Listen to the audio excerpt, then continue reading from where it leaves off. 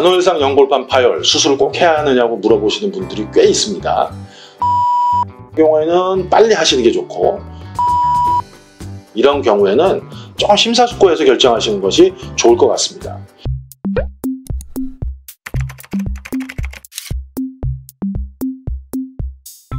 저는 연세본병원 병원장으로 있는 박영식입니다. 이번 영상의 내용은 반월상 연골판 파열은 수술을 바로 해야 되느냐에 대해서 한번 말씀드려 보겠습니다. 반월상 연골판은 무릎관절 속 위아래 대퇴골과 경골 사이에 위치해서 그 압력을 균등하게 분포시키는 쿠션 역할을 하고 있습니다. 그래서 연골 손상이 발생하는 것을 막아주죠. 그런데 사람이 노화가 되면 얼굴에 주름살 생기듯이 무릎 속에도 노화가 진행되면서 반월상 연골판도 노화가 옵니다. 그래서 젊어서는 탱글탱글 하던 것이 연골판이 약간 물컹물컹해집니다. 건널목에서 신호가 바뀌었을 때 막 뛰어가죠. 그때 힘을 주다가 갑자기 툭 하고, 버스에서 내리다가 살짝 뒤틀렸는데 무릎에 갑자기 통증이 심해져. 이런 경우가 바로 반월상 연골판이 찢어진 경우입니다. 연골판이 찢어지면 그 당시에는 엄청나게 아픕니다. 왜냐하면 연골판이 관절 주변을 싸고 있는 관절막과 딱 붙어 있거든요. 그래서 그게 확 잡아 당겨져 가지고 통증이 굉장히 심하고 피도 나고 무릎도 붓고 하면 통증이 상당합니다. 그래서 잘 디디지도 못해서 병원에 업혀오는 분들도 상당히 있습니다. 그런데 병원에 오셔서 진통제를 맞고 또 며칠 지나면 약도 먹고 하면 통증이 좋아지는 경우가 상당히 많습니다. 통증도 괜찮아졌고 지금 당장 바쁘니까 수술은 한 달쯤 있다 하겠습니다. 예약해놓고 한 달 지나면 뭐 하나도 안 아파서 수술을 안 하시는 분들도 꽤 있어요. 그럼 과연 안 아파졌으니까 수술을 안 하는 게 맞느냐, 아니면 안 아파졌어도 그럼에도 불구하고 수술을 해야 되는 거냐, 이런 경우 사실은 결정하기가 쉽지 않습니다. 제가 생각할 때 어떤 경우는 수술하는 게 맞는 경우도 있고, 어떤 경우는 좀 기다려보고 괜찮으면 안 하는 게 맞는 경우도 있는 것 같습니다. 아주 극심한 통증은 보통 일주일, 2주일 정도가 지나면 통증 자체는 좀 확 줄어들게 됩니다. 그리고 한 달 정도가 지나면 약 먹고 진통성제 드시고 뭐 주사 맞고 이러면서 더 많이 좋아지게 되죠. 통증이 좋아지면 수술을 꼭 해야 되냐고 물어보시는 분들이 꽤 있는데, 앞서 말씀드렸듯이 반월상 연골판은 무릎 속에서 쿠션 역할을 해주거든요. 찢어지면 쿠션 기능이 없어지는 겁니다. 수술을 하든 안 하든 쿠션 기능을 회복하는 게 좀 어렵다, 이런 경우라면은 증상에 따라서 좀 다르긴 하지만 조금 수술을 미뤄보는 게 좋겠다는 게 제 의견입니다. 쿠션 기능이 회복시킬 수도 없는데 굳이 빨리 수술할 필요가 없다는 거죠.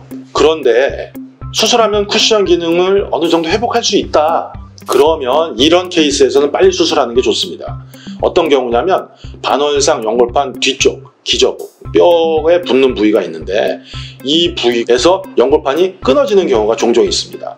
그러면 나머지 연골판이 쌩쌩하게 있더라도 그 뒤쪽이 딱 끊어지면 나머지 연골판의 기능이 아예 없어지게 됩니다.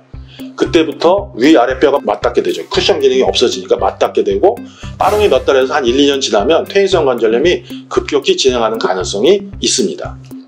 이런 경우에는 통증이 좀 줄어들었다 하더라도 연골판 봉합 수술을 하시는 것이 사실 현명합니다. 그래서 쿠션 기능을 어느 정도 복원한 거고, 그렇게 되면 퇴행성 관절염으로 진행하는 것도 좀 막을 수가 있게 되는 거죠.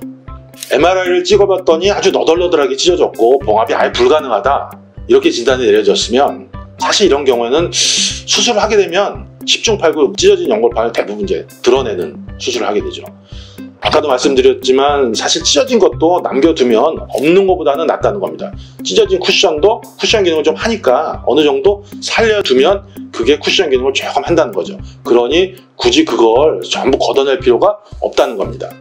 이때 꼭 걷어내야 하는 경우가 있다면 딱 한 가지뿐인데, 찢어진 부분이 계속 자극을 합니다. 그래서 통증이 계속 지속이 돼. 약을 먹으면 좀 낫다가 다시 또 아프고 다시 또 아프고 6개월, 1년 지나도 이렇게 계속 아픈 분들이 있습니다. 이런 경우에는 그 찢어진 부위가 기점이 돼서 계속 무릎 속을 자극하고 멀쩡했던 연골판도 더 찢어지게 만들 수가 있습니다.